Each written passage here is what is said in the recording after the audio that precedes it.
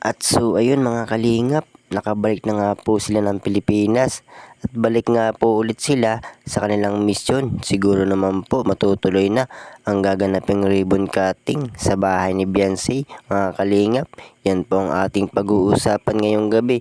So bago po natin ipagpatuloy yan, huwag po muna natin kalimutan na suportahan ang founder ng Kalingap at nag-iisang ama ng Kalingap na si Kuya Bal Santos Matubang at Kalingap Rob. Sa araw-araw po nilang pagtulong patuloy po nating suportahan nang sa ganun marami pa po silang malingap. Ganun rin po ang kanilang may bahay na si Ate Edna Vlogs at Jackie Tapia. Huwag po sana tayo magsasawang sumuporta mga kalingap. So kung bago pa lamang po kayo sa aking YouTube channel, huwag nyo na rin pong kalimutan mag-subscribe at pakipindot na rin po notification bell para lagi po kayong updated sa aking video. So balik nga po tayo dito sa EDSA mga kalingap sa pagbalik nila ng Pilipinas at siguro nga po masayang masaya itong si Beyonce at isa sa mga pangarap niya ang naging successful.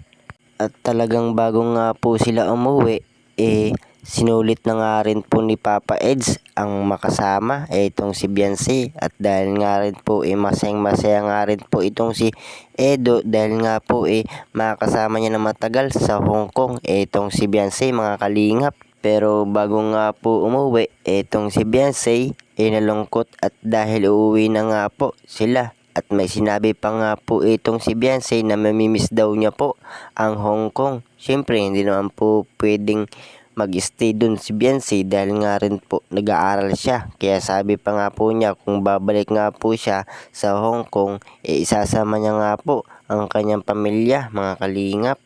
So maiba naman po tayo mga kalingap sa pag-uwi nga po nila. Siguro nga po matutuloy na nga po ang gaganaping ribbon cutting sa bahay ni Beyonce mga kalingap.